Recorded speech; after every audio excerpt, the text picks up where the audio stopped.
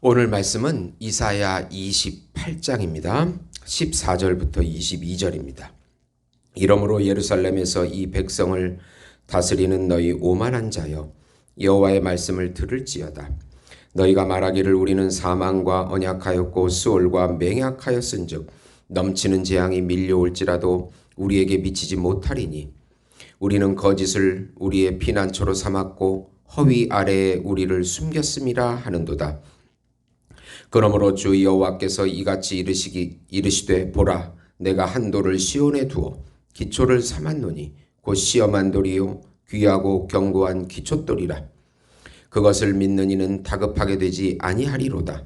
나는 정의를 측량줄로 삼고 공의를 저울줄로 삼으니 우박이 거짓의 피난처를 소탕하며 물이 그 숨은 곳에 넘칠 것인즉 너희가 사망과 더불어 세운 언약이 패하며 수월과 더불어 맺은 맹약이 서지 못하여 넘치는 재앙이 밀려올 때에 너희가 그것에게 밟힘을 당할 것이라. 그것이 지나갈 때마다 너희를 잡을 것이니 아침마다 지나가며 주야로 지나가리니 소식을 깨닫는 것이 오직 두려움이라. 침상이 짧아서 능히 몸을 펴지 못하며 이불이 좁아서 능히 몸을 싸지 못함과 같으리라 하셨느니라. 대저 여호와께서 브라심 산에서와 같이 일어나시며 기브온 골짜기에서와 같이 진노하사 자기의 일을 행하시리니 그의 일이 비상할 것이며 자기의 사역을 이루시리니 그의 사역이 기이할 것임이라. 그러므로 너희는 오만한 자가 되지 말라. 너희 결박이 단단해질까 하노라. 대저 온 땅을 멸망시키기로 작정하신 것을 내가 만군의 주 여호와께로부터 들었느니라. 아멘. 시온의 돌이라는 제목으로 은혜를 나누고자 합니다. 사랑하는 성도 여러분, 복음은 기쁜 소식입니다. 왜 복음이 우리에게 기쁜 소식이 됩니까? 하나님께서 정하신 한 분, 하나님께서 준비하신 한 분, 하나님께서 보내신 한 분. 그분은 하나님이시고 하나님의 아들이시며 우주적인 왕이시고 우주적인 제사장이시며 우주적인 메시아이시고 우주적인 어린 양이시며 우주적인 참 인간이신 예수님께서 이 땅에 성육신 하셔서 하나님 나라의 왕으로 구세주로 우리 안에 들어오셔서 여기서 통치해 주신다는 소식이 바로 복음인 것입니다.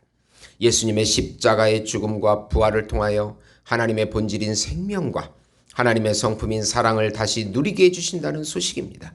예수님을 믿고 예수님과 연합될 때 예수님이 우리 삶의 주체가 되어주시고 우리 삶의 동기가 되어주시고 우리 삶의 결과가 되어주신다는 소식입니다.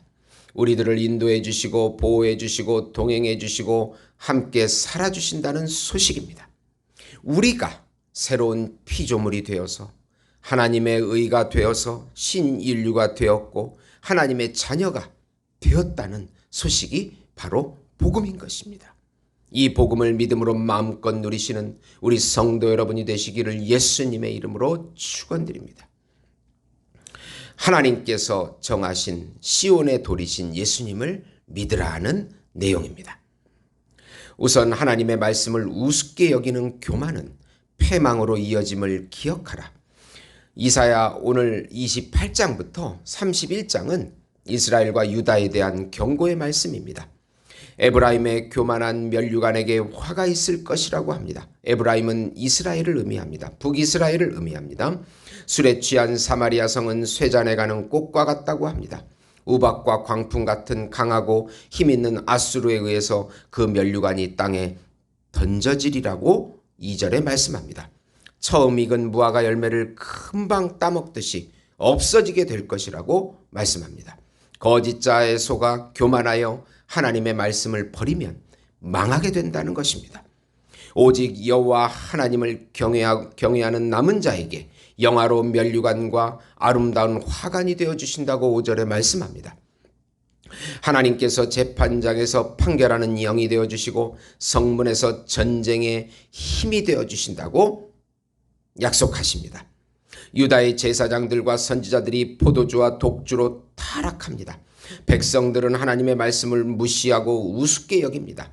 그들이 하나님의 말씀을 우습게 여겼듯이 하나님을 말하는 자들에 대해서 비웃고 우습게 여겼듯이 아수르라고 하는 이방 나라의 군사들이 와서 그들의 방언을 통해서 그들을 우습게 여기고 조롱할 것이라고 11절에 말씀합니다. 외국 사람들이 와가지고 군사들이 와서 자기 말을 하니까 그 말이 조롱하는 소리고 우습게 여기는, 자신들을 우습게 여기는 소리가 된다는 것입니다. 여호와의 말씀이 안식이요 상쾌함인데 거부하기에 뒤로 넘어져 붙잡히게 된다고 13절에 말씀하고 있는 것입니다.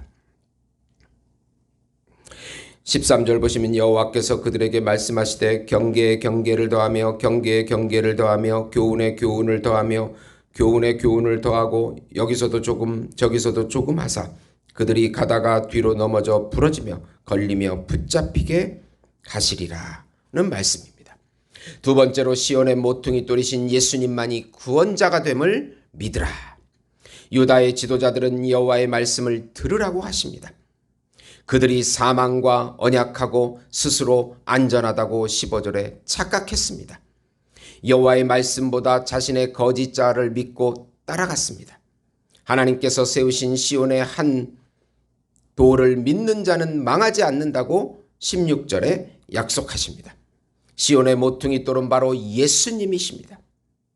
하나님의 심판의 때 사망과 세운 언약을 폐하고 스올과 더불어 맺은 맹약이 서지 못한다고 합니다. 하나님이 제시하신 예수님을 믿지 않는 것이 사망과 스올과 언약하는 것입니다. 재앙의 두려움에 사로잡혀서 침상에서도 몸을 능히 펴지 못할 것이라고 합니다. 여호와 하나님께서 자기의 일을 행하시리니 오만한 자가 되지 말라고 경고하십니다. 온 땅을 멸망시키는 여호와 하나님의 말씀을 두려워하라고 말씀하십니다. 이사야 선지자는 22절에 그러므로 너희는 오만한 자가 되지 말라. 너희 결박이 단단해질까 하노라. 대저 온 땅을 멸망시키기로 작정하신 것을 내가 만군의 주 여호와께로부터 들었느니라. 하나님의 온 땅에 심판이 올 것을 이사야 선지자가 들었다고 경고하고 있는 것입니다.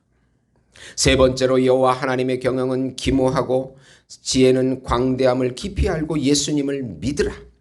이사야 선지자는 자신의 말에 귀를 기울이라고 합니다. 농사꾼이 땅을 개간하고 씨를 심습니다. 소의 양과 대의 양은 씨를 뿌리지만 소맥과 대맥은 줄을 지어 심습니다. 파종법이 다릅니다. 그리고 추수법도 다릅니다. 소의 양과 대의 양은 막대기로 떨어냅니다. 큰 곡식 알갱이는 수레와 말굽을 사용합니다. 이와 같이 참농부이신 하나님께서는 이스라엘 백성을 다루시는 방법도 기묘하고 광대하다는 뜻입니다. 하나님께서 보내신 기묘자이신 예수님을 믿을 때 우리가 거짓자에서 벗어나 하나님의 구원을 누리게 되는 것입니다. 여호와 하나님은 기묘자 못살아 영존하신 하나님이시라. 사도행전 4장 11, 12절에 보시면은 이 예수는 건축자의 버린 돌로서 집 모퉁이의 머릿돌이 되었느니라. 다른 이로서는 구원을 받을 수가 없나니 천하 사람 중에 구원을 받을 만한 다른 이름을 우리에게 주신 일이 없음이라 하였더라. 모퉁이 돌이시고 시온의 모퉁이 돌이 되신 하나님께서 정하신 예수님을 통하여 우리에게 구원을 주시는 것입니다. 예수의 영에 사로잡혀서 내 생각과 감정을 꺾고 그 영의 인도함을 받는 우리가 하나님의 자녀가 되는 것입니다. 오늘도 승리하시는, 믿음으로 승리하시는 우리 예수목장교회 성도 여러분이 되시기를 예수님의 이름으로 축원드립니다. 기도하시겠습니다. 성부 하나님께서 우리 나라와 우리 교회와 우리 가정과 우리 후손들을 불쌍히 여겨 주시옵소서. 성자 성령 하나님께서 연약한 저희들에게 능력과 힘과 지혜가 되어 주시옵소서. 성자 예수님께서 우리 죄를 사해 주시며 영원히 매 순간 우리와 동행해 주시옵소서. 예수님의 이름으로 기도드리옵나이다. 아멘.